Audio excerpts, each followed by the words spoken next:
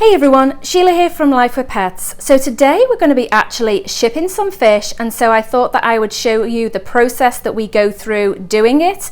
We do ship priority, and this is actually the last lot of fish going out this year, and then we won't be doing any more until January, just simply because the delivery dates get very unstable. I'm assuming because of the sheer volume of items that are getting shipped. So we are going to be doing this today, and I just thought I would show you everything that we use and the process that we go through. If you want to take a look at everything, as usual, all the links will be in the description box below. So we line our box with the pre-cut styrofoam pieces that make up sort of the basis of the box, and then we also line it with newspaper. We use the 3 milli shipping bags, and we do double bag the fish in these bags. We also add in a care and acclimation instruction sheet and also a package of food for the guppies.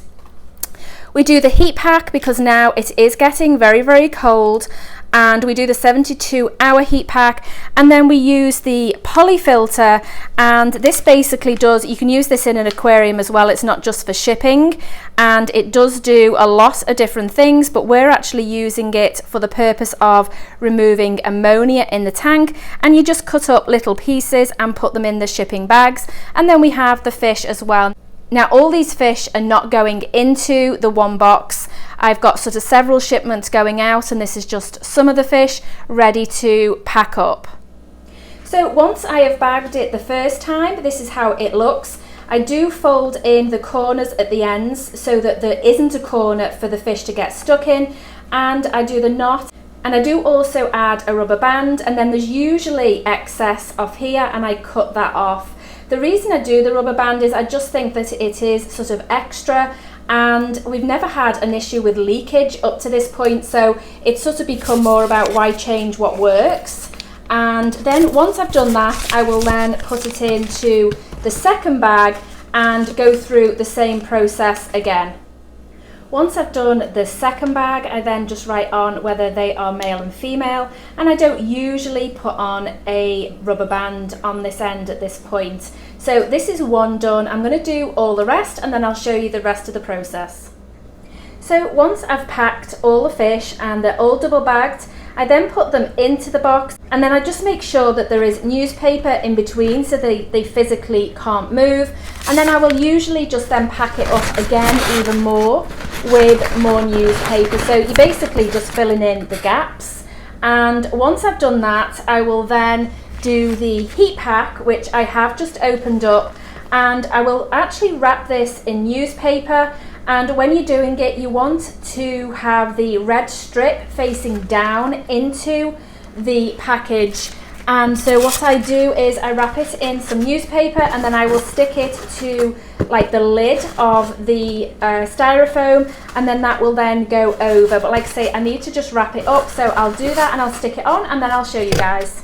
So now I've stuck the heat pack to the top. I'm going to just fold these in.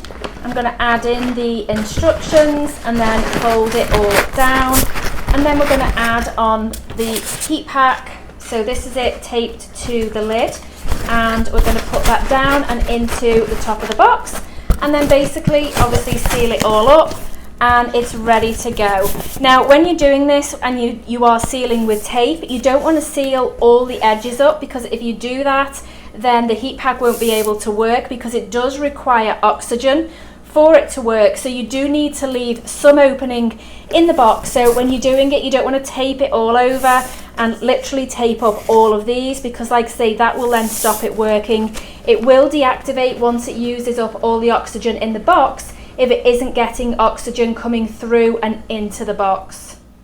So once the package is all taped up and ready to go, I then do add on it the fragile handle with care, and also the this side up labels.